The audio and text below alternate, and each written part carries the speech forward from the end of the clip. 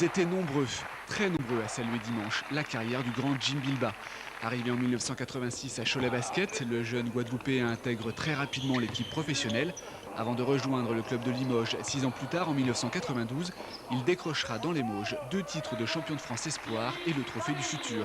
Et c'est parce que c'est l'un de ses grands souvenirs de basketteur professionnel que Jim a souhaité ouvrir son jubilé avec tous ses copains de l'équipe Espoir 88 face à une sélection d'amis. L'important c'était qu'ils soient tous présents, on s'est bien amusé. Et c'est vrai que c'est simplement des occasions comme ça qu'on se réunit. C'est dommage, mais ça fait toujours plaisir et chaud au cœur de les revoir et d'être réunis ensemble. Les moments dans les équipes de jeunes, c'est toujours des moments très forts, avec beaucoup de souvenirs. Et ça fait vraiment partie de la carrière entière. Et c'est sûr que ça reste dans le cœur toute une vie. Jim, c'est quand même quelqu'un qui a marqué le basket. Et aujourd'hui, on est tous très contents de participer à sa fête, parce que c'est réellement sa fête. Et j'espère qu'il apportera beaucoup de choses au basket français par rapport à sa notoriété, par rapport à sa connaissance du basket européen. Après ce premier match soldé par une victoire 96-87, Jim a ensuite rejoint les anciens coéquipiers de l'équipe de France médaillée d'argent aux Jeux Olympiques de Sydney en 2000, l'un des événements les plus marquants de sa carrière. Pour ce deuxième temps fort de la journée, il était opposé à une sélection d'anciens équipiers. On sait que c'est un grand personnage du basket, et du basket français, je dirais même européen. Maintenant, il n'y a pas que ça, c'était vraiment un grand homme dans tout ce qu'il a apporté au basket humainement. Parce qu'au-delà de ses qualités de basketteur et ses qualités physiques et athlétiques qu'on connaît, il y avait un homme derrière, un homme attachant. Et puis j'ai jamais entendu quelqu'un dire du mal de lui, quoi. Et vraiment, c'est un truc important, surtout dans le rôle qu'il avait au basket. Il pouvait tout faire, mais il avait le rôle du joueur de l'ombre. Et faire une carrière comme il a fait en étant ce joueur-là, c'est tout simplement énorme. Donc un grand bravo pour lui et j'espère qu'on l'oubliera pas de sitôt. Des carrières à la Bilba, c'est faramineux quand même. Parce que dans tous les clubs où il est passé, il a apporté un plus. Il a permis d'obtenir des trophées. Donc c'est les joueurs stars qui font ça. Et en plus, il est rentré entre guillemets par la petite porte de l'équipe de France pour en devenir le capitaine et peut aller chercher une médaille au jeu. Enfin, c'est faramineux. Ça veut dire que si c'était exceptionnel sur un club, on se dirait tiens, c'est un concours de circonstances. Non, partout où il est passé, Jim, c'était un plus. Moi, j'ai la chance de coacher ce soir avec Machkovic. Machkovic a eu la plus belle formule pour lui. Il avait dit c'est du mobilier Louis XV dans une équipe. Et c'est vraiment ça. C'est vraiment ça. Jim, un joueur au grand cœur. Jim, un sportif choletais actif et pas uniquement sur les parquets. Il y a quelques mois encore, pour le challenge l'équipe de la ville la plus sportive, le capitaine de Cholet Basket n'avait pas hésité une seule seconde à se mobiliser.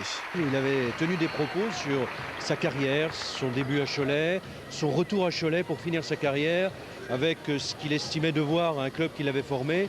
Ces propos-là avaient beaucoup impressionné et ému le jury et ça fait partie sans doute d'une des raisons qui nous ont permis d'avoir cette belle récompense. Mais surtout aujourd'hui, c'est la fête d'un grand monsieur, parce qu'au-delà du sportif, Jim est vraiment, on l'a souvent dit, gentleman Jim, mais c'est vraiment un grand monsieur. Un grand monsieur qui conçoit son avenir tout près des terrains de basket. La semaine prochaine, on a une semaine à réfléchir par rapport à si j'embraye tout de suite ou si j'embraye pas tout de suite sur une année pour prendre un peu de recul et me reposer. Donc, mais quoi qu'il arrive, c'est sûr que l'année prochaine, je serai là autour du terrain. Je ne sais pas si c'est ici ou ailleurs, mais j'espère. J'espère de grand cœur, de tout mon cœur apporter et de passer la passion que j'ai pu avoir. L'organisation du jubilé a permis de récolter une coquette somme de 11 600 € que Jim a décidé de reverser à l'association caritative Angelman. Le numéro 10, le capitaine Jim Bilba. 15 mai 2007. Jim Bilba ne le sait pas encore, mais ce quart de finale des playoffs sera son dernier match officiel devant le public de la Meilleraie. À 39 ans passés, le futur retraité n'a jamais changé sa façon de jouer. Tous nos joueurs, ils ont beaucoup de respect à Jim, bien sûr nous, comme staff technique, mais c'est lui qui s'enflamme. Avec lui, la défense commence.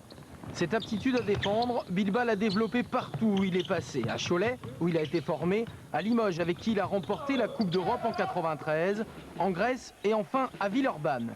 Bilba, une star, dans le comportement certainement pas. Sur un terrain de basket, là, c'est autre chose. que le jour où on l'a eu, c'est apporté une forme de stabilité à l'équipe, parce qu'on pouvait se permettre d'avoir des joueurs totalement différents à côté, parce que Jim était capable de s'adapter à tous ses coéquipiers pour, lui, améliorer les secteurs où on n'était pas assez performant. Vous avez remarqué ça? Non, non. Trampoline, c'est son surnom, a rapidement connu les joies de l'équipe de France. Dès 1989, aux côtés des Demaury, Rigaudot et Vestris, il signe un bail de 12 ans chez les Bleus. Bonne défense du numéro 11, qui ne peut pas chuter. C'est le travail de Bilba, numéro 8, le blocage ici, qui va ouvrir la voie à Dacoury.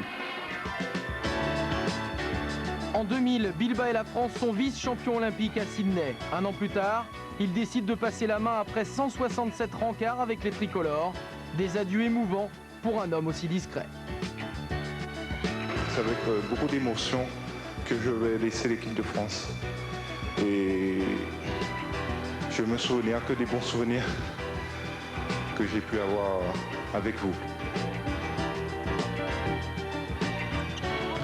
2002, c'est le retour aux sources. Jim privilégie le cadre familial et vient offrir ses services à Cholet Basket. Avec la même détermination, le même professionnalisme et une envie incroyable de faire progresser les jeunes. Les premières fois où je l'ai vu sur les parquets de Cholet, j'avais entre 8 et 10 ans, donc je venais là avec le rêve de jouer un jour en pro, mais maintenant jouer avec Jim, c'est quand même, ça donne quelques petits frissons en plus. En mars dernier, Bilba annonce sa retraite définitive à la fin de la saison. Et face à ce soir-là, il prouve qu'à 39 ans, il peut encore tout faire. Les supporters choletais ne sont pas prêts d'oublier Big Jim Bilba. 166 sélections en équipe nationale, capitaine de l'équipe de France, vice-championne olympique à Sydney. Ils reviennent de loin, les Américains. Ils reviennent de loin. Les applaudissements sont un peu mitigés du public australien pour la Dream Team de l'an 2000. Voilà, il laisse filer le temps et c'est gagné. Victoire des États-Unis. 85-75. L'équipe de France a été héroïque.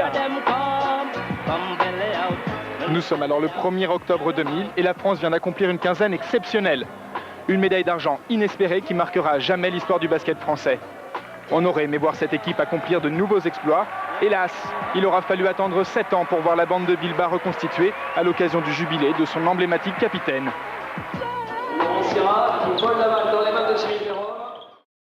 Paradoxe du jubilé, l'ancien pilier défensif des Bleus brille en attaque grâce à ses coéquipiers. Preuve de la réelle complicité entre les joueurs.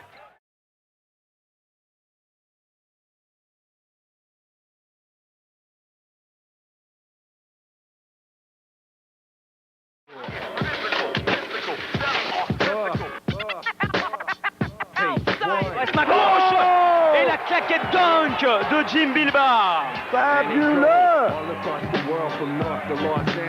Never have you witnessed the rapid